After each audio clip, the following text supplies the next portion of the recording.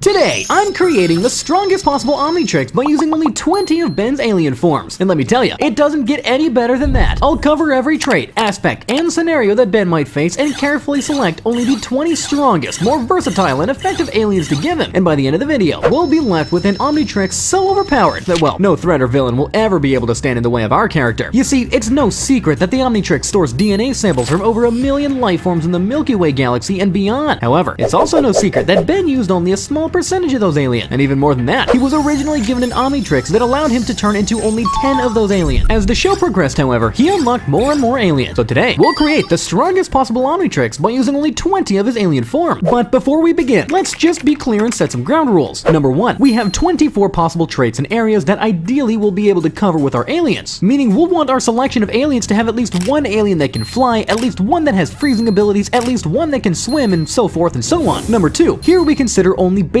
aliens and not ultimate forms, since to be fair, not all aliens were shown their ultimate versions in the series. Number 3, the aliens that we'll consider will be taken from Ben 10's original series, Ben 10 Alien Force and Ben 10 Ultimate Alien. The reboot version, well, since the majority of Ben 10 fans didn't either really watch or enjoy that series, we're not going to take it into account. And with that in mind, let's go ahead and get to the exciting part of the video. Okay, so what are the 25 traits we said our alien should cover? Well, these are speed, muscle, electricity, fire, underwater breathing, water abilities, flight, hardening, invisibility, tech control, intelligence, gravity, freezing, big size, small size, plant manipulation, sound abilities, eating things, intangibility, cloning, laser beams, explosion, magnetism, time-based abilities, and liquidity. But from where should we start, you might say? Well, first of all, I'll go ahead and say that my first 3 picks will be classified as bonus spots. And why is that? Well, because in my opinion, these 3 aliens should by all means be in our Omnitrix, no matter if they fall inside a category or not. The first of which, well, I think you all know where I'm gonna go with this. Our first selection will of course be Alien X. When it comes to this alien, he's limited to, well, basically nothing. Anything is possible with this alien. He is literally multidimensional, indestructible, and capable of literally rewriting an entire universe by just imagining it. Now, when it comes to our claim of being nearly invulnerable, well, he was completely unharmed when the Annihilar destroyed the universe around him. This is because the Annihilar affected only the universe. As for Celestial Sapiens, aka Alien X's race, rather than being born out of the universe, they are entities separate from it. Alien X is also capable of containing the explosion of an Annihilar, demonstrated by 𝗚𝘂𝗿𝗃 when he used Alien X's DNA to create an arm for Ben's alien to contain the Big Bang. He can reverse time, he possesses telekinesis and mind control, he can shapeshift, teleport, generate force fields, alter his size, even regenerate in the unlikely scenario that another Celestial Sapien manages to harm him. He can levitate and fly at high speeds. He's able to use mind control in order to make the people watching this video click on the subscribe button. I mean, you know, it's all the basic stuff. But, I mean, even if he's not gonna make you should do it anyway, since you've already started watching. He has superhuman strength and can of course survive in the vacuum of space. And yet, to not tire you, he can do a lot more than that. However, there is a catch. In order for Alien X to perform any action, including simple movement and transforming back, all 3 of his personalities must agree to do so. This has proven to be a major weakness, as Serena and Bellicus were not interested in dealing with present affairs and wanted to finish past ones. In Omniverse, Ben still needs to consult Bellicus and Serena to get control. I mean, he's just better at it now, so he manages to somehow control Alien X when in times of crisis. So despite the risk that it poses, I would still easily include Alien X in our list of 20 aliens. Moving on, let's discuss the second bonus position. Here, I would choose Atomics. You see, Atomics can create nuclear energy using his hand, which can do a massive amount of damage to its surroundings. He's also capable of flight, and if those were not enough, he can kick objects nearly past a planet's atmosphere. He can generate a massive blast of energy dubbed Nuclear Winter. This move can easily knock out enemies. When it comes to defense now, Atomics' hard body gives him substantial protection against physical attacks. Atomics can generate an orb of nuclear energy called a fusion cuisine, and with enough work, Atomics can generate a fusion cuisine orb the size of the sun.